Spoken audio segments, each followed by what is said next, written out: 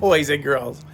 Welcome back to the Shop Garage Whatever. Now, a few things that definitely changed in over a year or so, if you guys will remember. Last year, we had a little bit of a house fire. Aww. I'm going to take you real quick through that whole process in the rebuild because it's been such an incredible year. And yeah, check it out. April 15th, 2025, the next year. So let's do a little walk around and get you up to date on what is going on with the house. Yep. So as of today, April 15th, this is kind of where we sit. But progress is progress. Try that again. All right. So this is the side that was not touched by the fire. So they got our new windows in today. And we'll see if we go in a second, but that's a different story. So this is all getting ready to be recited over here. New rear slider, which I'm very happy about. New subfloor in there. We got all the new Tyvek. Here's all the T11A or T111 siding. But yeah, we are fully like coming in now. It's really exciting times. Going in my bedroom, which was affected. We have still kind of an open floor plan in there, a little open ceiling plan. Here's kind of a view from the back. So the fire literally started right here where I am, and some leaves. So yeah, started here though and spread to our house. Took our neighbor's house, which is all completely rebuilt now. Ours is the last to get built, which is fine. But yeah, no, we got the wrapping up on the side of the house. All looks good. New windows, they look good, nice and clean. Yep, lots of wiring. They gotta rewire the whole house, of course, but it's okay. Wall is in. It is officially July 9th.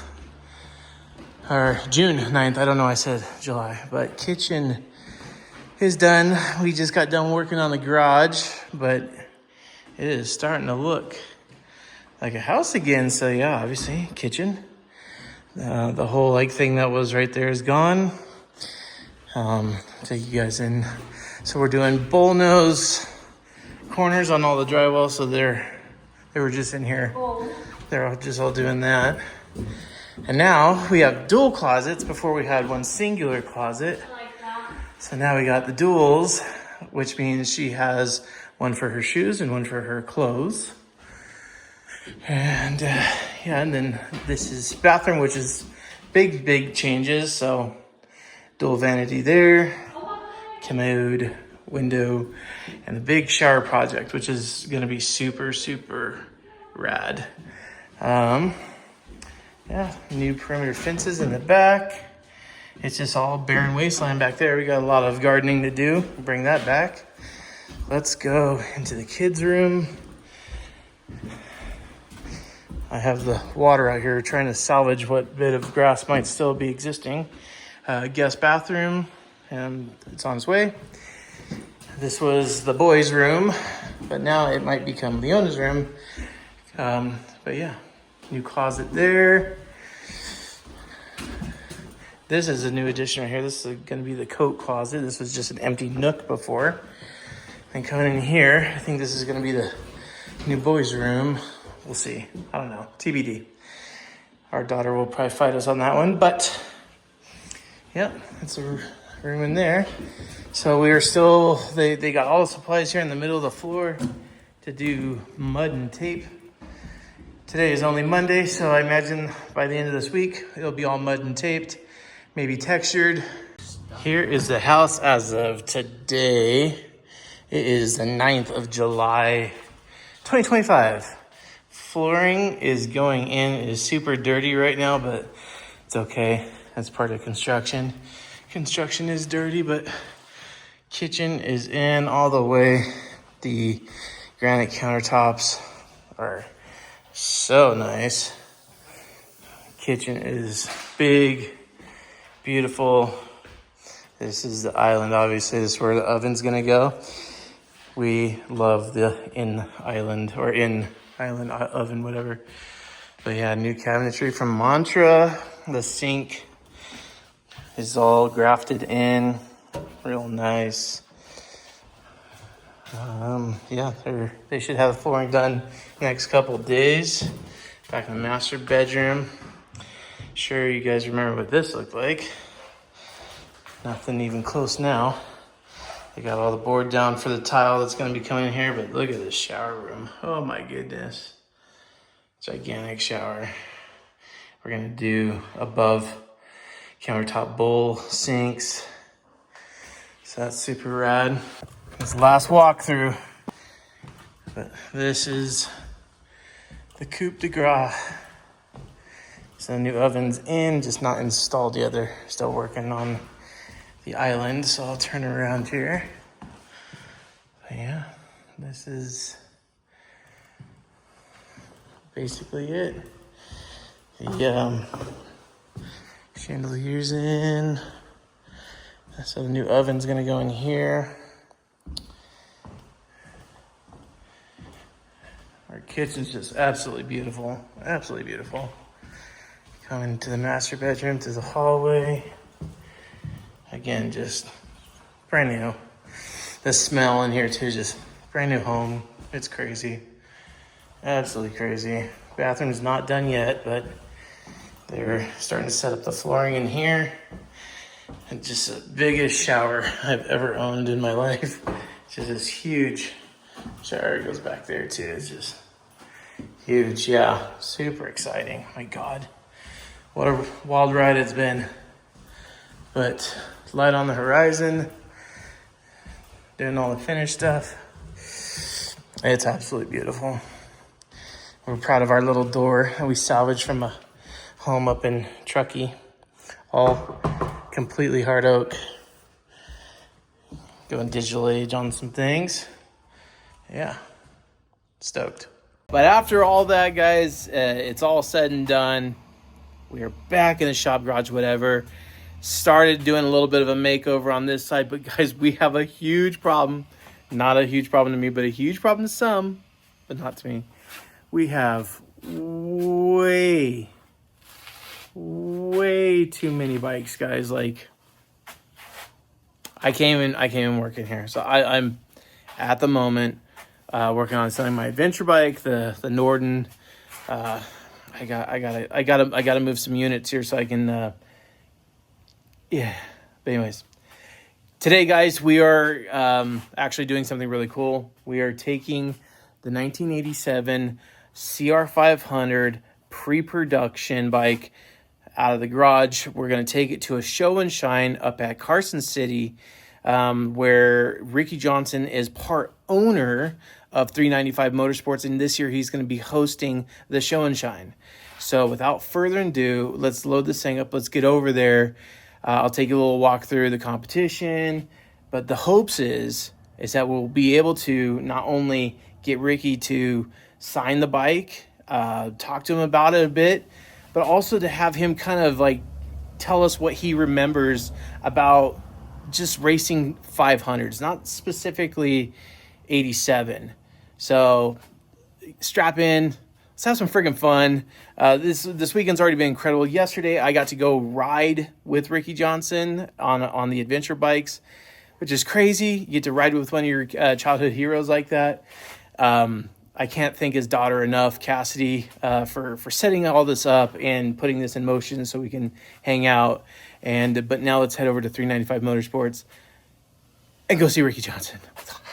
Hey, boys and girls. All right, so we're here at 395 Motorsports here in Carson City, Nevada. So 395 Motorsports, guys, is a dealership that Ricky Johnson is part owner in. And you know I brought his bike to this event today. So what's going on today? This is a show and shine, basically a motorcycle show, right? I'm going to take you around, show you the bikes that we're up against. Motoman, he brought his air-cooleds, and they look super good. A Mako, super nice bikes. But we definitely got competition cut out for us. We brought, Ricky's 87 CR500 pre-production bike. And then we also brought the Yamasaki. So see what happens, fingers crossed. But dealership's gone all out. A lot of people here. It should be pretty good.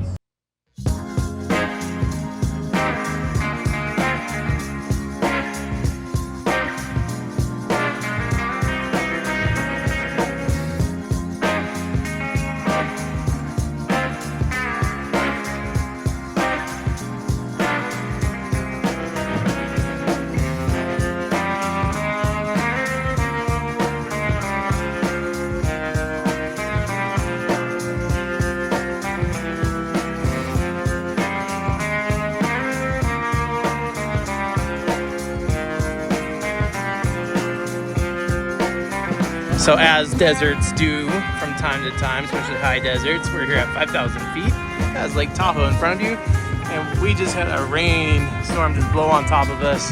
And there is a lot more to come. So they're trying to hurry up, get some canopies down. But oh my goodness, how much fun. Are you kidding me?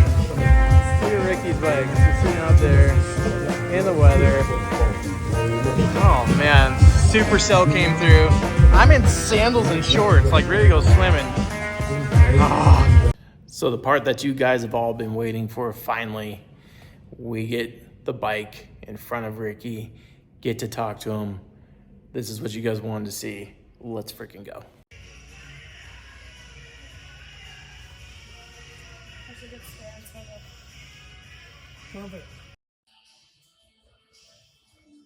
Yeah. What you remembered about the bike, because it's like 87 was, in my opinion, was like one of the coolest years for motocross. I mean, 500s were huge in the AMA. Like, it was a big class. Yeah.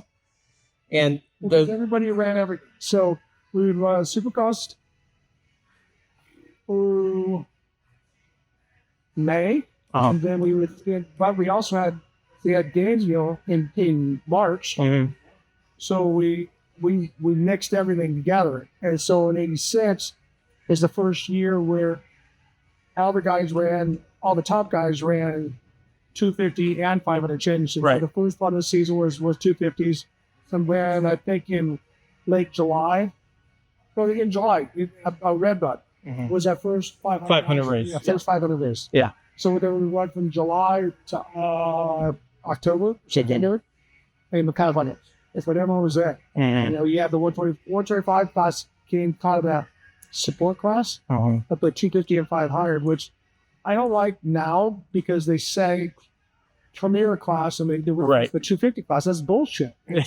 I know, sir. 500 class, in my opinion, in the early 80s, I think the premier class was the 500. Yes. Because that was, in GPs, there was always the 500 championship had more than the 250 champion, I always think. And so did you like riding 500s more than 250s? No. I honestly, I didn't like riding that much. I take that back. I liked it because of the challenge. But as far as what I liked racing was the 250, because you race the 250 hard. 500, you could go hard, but you had to, your braking had to be very meticulous because you could lock it up and it would stall, and you just use a lot of clutch on braking. And so when it came to just racing hard, 250s, you just rail it. Fucking just hammered. Yeah. You had to go. And in our generation, was the first generation, besides Mark Burnett, to go wide open hard race. You can't, there's no pacing. Yeah. You know, in 80, and also in 86, we went to 30-minute motors. We had 40-minute motors in 85 before that. So it became a sprint. Right. 35 to 30 plus 2 laps, 30-minute sprint. And I liked it because it still hurt you. You know, it's still really hard. And we had some really, really hot events, and we had people die. It was so hot. You know, that's crazy. Someone died, went into the back in the trees, and often just passed away. Didn't come out. Wow. You know, and then he died of heat stroke. And so yeah, I think that because you had the 125, 250, and 500, which are all individual championships. Yes. You had top guys like in the early 80s. You had Barnett, Olvera, Ward, Gibson. You know, those guys in the 125. Then you had Hannah and Bailey, not Bailey, yeah, the Hannah, myself, some other guys, and then you have the 500s with Bailey and Brock. I was gonna say Glover was in there, was it? Right, but then once we went to '86, you got everybody. Yeah, everyone was in it. You had 10 guys that could conceivably win. I mean, typically there was about 3 of us that was going to win. Right. But least hell, JoJo Keller and back in Southwick. Yeah. Next thing you know, you see that big someday driving around in second or third. But was he 6'2", 6'3"? But he was just fat. Yeah. He was big.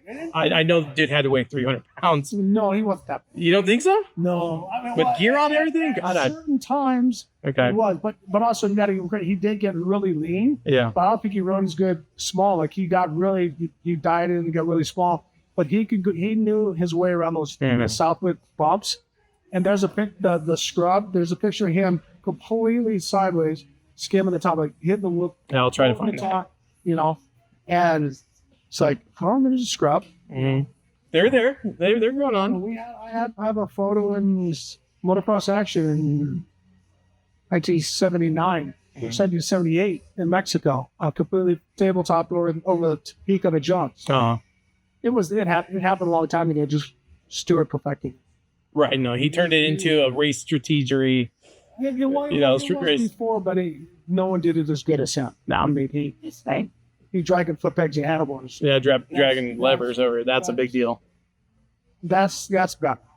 But bikes a lot of too. Mm-hmm. But no, this era was. I think this is the coolest era because bikes were in a way unbreakable. Wheels could break, brakes would fade, rotors would fade.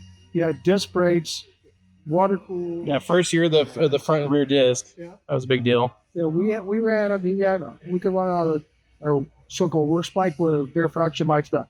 We ran the discs in '86. So yeah, bikes faded before that. Yes, they didn't. So the riders, just had no excuse. You had to turn your ass off and. I can't imagine to hang on to these things for that long, like the amount of training, that endurance training I have to go on. That's crazy. And you have to work different muscles because the 500 wants to just pull you away. So I had to do that with Blake Baggett because he was used to ride a 250 and he was getting tired in a way that he wasn't used to. I said, how much do you rows, and not rows to here, but rows to here. So when you ride, you pull here. When you're really weak, with your lat and stuff. So this 500 was funny. You want to pull it away from it. So you had to do a different kind of, pull to get that strength and get to where Brownie, but also do it with weight. Mm-hmm. It wasn't just like a 30-pound thing. You're doing 140, 50 pounds and then row it until it wants to gash you out and rip the hand bars out of your hands. Because you had to work on grip strength. And once again, it's not just this way. You really do want to bit. I used to wrap my finger around and down my thumb and ratchet my hand onto the boy. So I didn't have to hold on to side with my hand. Mm-hmm. Yeah, I remember one of the things that my dad, he showed me was a way to build the arm strength was like a weight hanging from like a broomstick. Yeah, yeah, exactly. And that was one way to fix that grip strength. But man, yeah, those were the coolest days, and for sure that's the ones I remember growing up watching the most. LA Coliseum, Candlestick Park, those are my favorites for sure.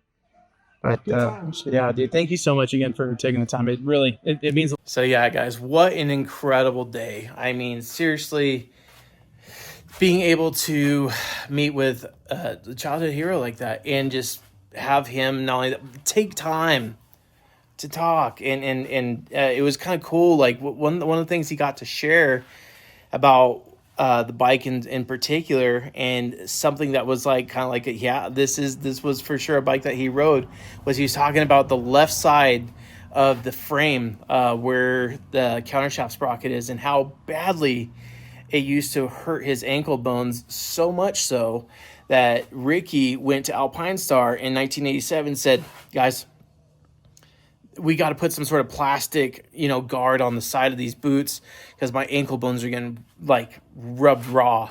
And sure enough, if you guys look at the 1988 boot from Alpine Star has a plastic side protector over the inner ankle bone, and that's all because Ricky on the freaking 500. Like, so it's just a historical bike in so many ways, and now the boots are all like mostly plastic, right? But it's incredible, guys, to see that come full circle. If you guys are wanting more information about the CR500, I already did a video talking about how I got it, where it came from, the lineage, the story behind it. It's on my YouTube channel. I will put a link for it in the description. Definitely go watch it. It's worth a watch. Or I'll leave an e-card at the end of this video for you guys to go check that out. Other than that, guys, I can't wait to get back to building bikes here in the shop garage, whatever. Let's talk about what we got in store. So I'm gonna show you guys this first, because there ain't no shame in the game. After moving back in, I have to go through all of this junk and sell it, whatever. A lot of it is just like there's 3 wheels for Honda front wheels for Hondas from like 1989 to I think 97. I have like a 1988 CR250, whole entire bike that I was going to build, but now I'm not, just because I got too much going on. Anyways, I have to go through all this stuff, and I have to make it look nice. I have to make it look like this side, which is kind of like the goal, is I want everything all painted and nice. So I got a lot of work to do still. But we have the AF here that we're going to be working on really soon. I was able to get a case from my buddy Anthony on Instagram. If you guys aren't friends or know of Anthony, AM Evo MX on Instagram, he has a lot of reproduction parts for old 500s, including that side case, which was very important that I got. So I just replaced that, but I need to get that bike going again. Let's go over the current steeds that we have here. So this is the Husqvarna 430, still going strong, still runs like a Swedish sewing machine. This is my daughter's new bike, which is pretty freaking cool. We got this for an astounding deal. It's a 17 or 18 KTM 125SX. My Stark Varg that did Rocky Mountain did these graphics for me on the Ferrari red plastics, and they look absolutely killer. Also, if you guys didn't know, they are now doing custom lettering on anything that you order. So if you order it from Rocky Mountain, it doesn't even have to be an MSR jersey, but for a very small fee, they'll put your race name and number on the back and any sponsors that you want to have. So that's really freaking cool that they hooked that up for me. And yeah, so that's how I keep it clean right there. The Yamasaki, can't forget the Yamasaki YX500. Ricky's bike, which we're going to get more into that later. We're going to get this thing set up in a better situation. The Wizuki, the 89 CR500, my son's YZ125. We have the 92 KX500, the 88 KX500 that has the wrong year forks on it, but that's okay. And this one, which I just think is super cool, this KX500, you see how that's number 000219? Well, look at this one. 55. Really, really early. Both are early 88 production models. Nothing crazy important. Or they're just really cool. So I have 2 88s here, the 92, and then the AF. So yeah. Plus I got a handful of bikes in my toy hauler still that I have to... Oh, God. Got YZ250 out there. I got an 84 CR500 out there. I got a 91 CR500 that we're going to do a Spitfire build, Jeremy McGrath Spitfire build on. I have another 89 CR500, or excuse me, 91 CR500 that's like almost all original. I have that 89 CR500 that I'm doing for my buddy Thomas Parachute that owns Mountain House Powder Coating. Got a lot, guys. And look at all these freaking pipes. Boys, I have so many I don't even know how I gathered all these pipes over the years, but I freaking got pipes. I got a lot of pipes. CR500, KX500. There's like one YZ250, but they're all CR and KX500 of either stock or FMF or Pro. They're all mixed, but I don't know how I fell onto so many exhausts, but apparently I collect everything I hang on to, and it's not a good thing, but I digress. Anyways, guys, have a wonderful week, okay? Love every single one of you guys. The sea of bikes is back in the shop garage, whatever. We got to figure this out, though. We got to get the shop garage whatever dialed in. Don't honk at me. We got to get it dialed in. We got to get it looking good and get it somewhere where I can operate and start doing some projects. So anyways, until next time, I love every single one of you guys. I will see you on the next video. As promised, peace out for now. Bye-bye.